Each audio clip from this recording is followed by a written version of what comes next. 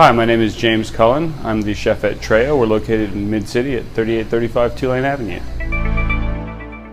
I think the thing that attracts me to the fried chicken in New Orleans versus other places in the South is that the crust is a little bit lighter, the chicken's a little bit spicier, and the fact that buttermilk isn't the primary dredge for the batter down here. It adds a more neutral flavor. Our dredge, which is usually either pet milk and egg or just milk and egg. So you get more of the flavor of the chicken and the spices coming through.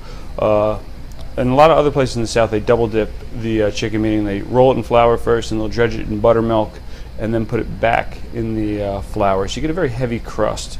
Sometimes I think that's too heavy. It's good picnic fried chicken. It's excellent cold, but I think hot out of the grease, the kind of like light crackling crust and the spice of the chicken I've had in New Orleans at places, especially Dookie Chase, really stands out. So this recipe is a riff on the great Creole cook Austin Leslie, who I unfortunately never got to try any of his food. I came here a little bit after he had passed on.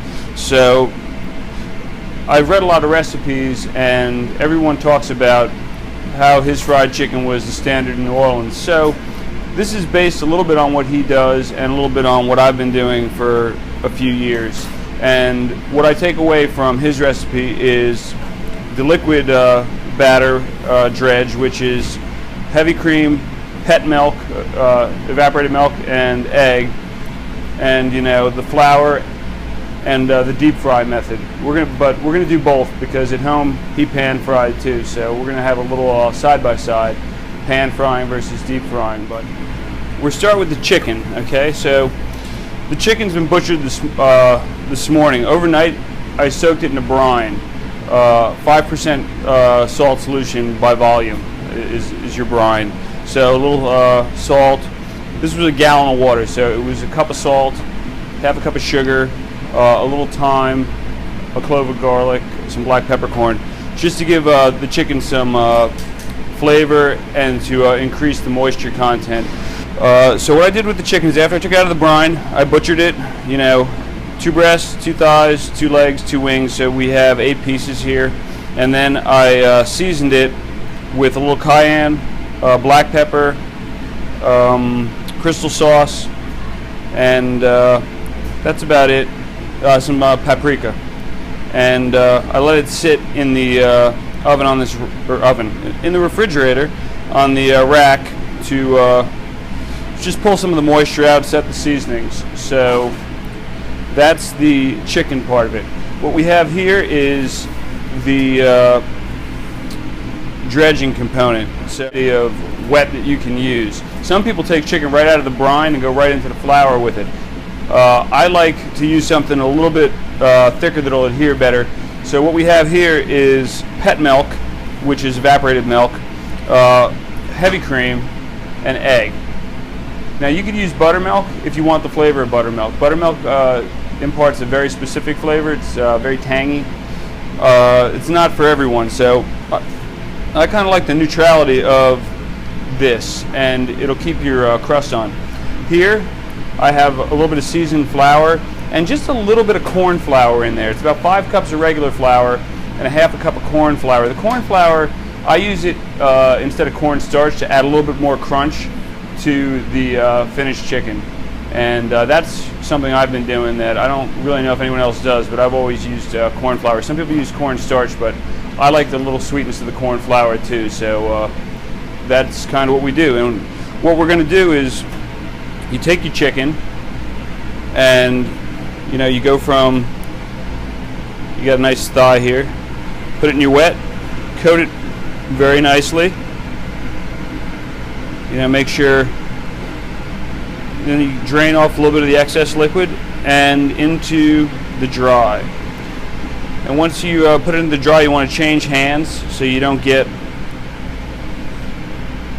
a big glove of flour on. And I beat it up pretty good. You want to get flour into every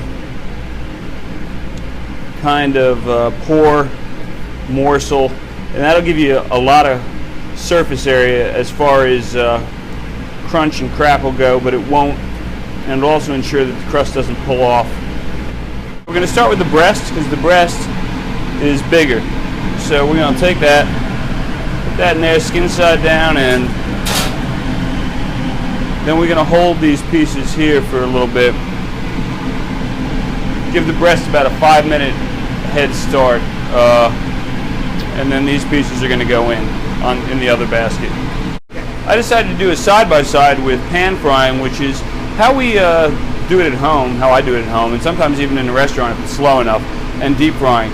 And the thing I'm probably more of an adherent of pan frying. I know Willie Mae Seaton used to pan fry, and the thing about pan frying is the texture's a little bit different. I find it to be a little bit crispier. It doesn't sog out as fast, and it doesn't taste of the oil so much. It tastes of the pan, if that makes any sense.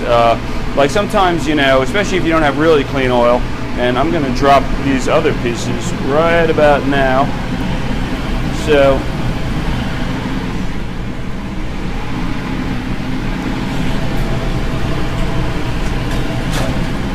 if you don't have really clean oil sometimes, the chicken tastes a little bit of fryer to me in the deep fryer, you know, and that's not the case everywhere. But so this is getting just about ready to go. As you see, now we get a little bit of sizzle in this pan. There you go. So with pan frying, you're going to take the biggest piece first, which will be your breast, and start skin side down. Drop it away from you. If you drop it towards you, you're going to splash oil all over yourself. You're going to be unhappy. So at this point, Austin would probably stick a fork in this breast. I believe his missive was to pierce it at least 5 or 6 times. So, you know, now you got that pretty good crust on it, and so he would pierce it right down to the bone.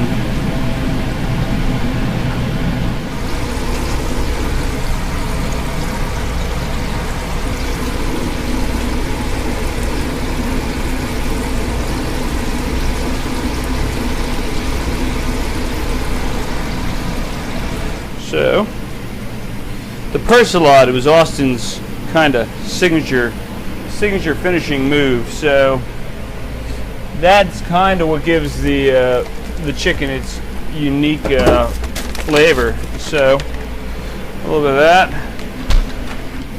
And you kind of want to get that parsley in the mix too. You don't want it too fine. You want it a little coarse. You're making confetti, basically.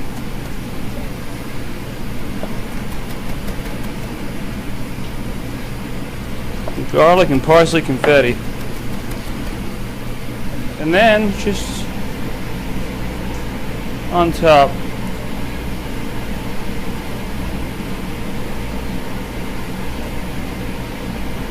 also finish with a little bit of pickle. He used dill, I'm told. I like a little bit of a cross between a dill and a B&B, just a little bit of sweetness.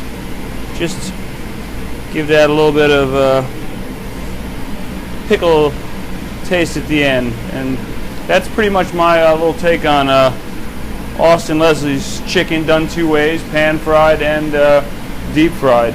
So now we got a lot of chicken to eat.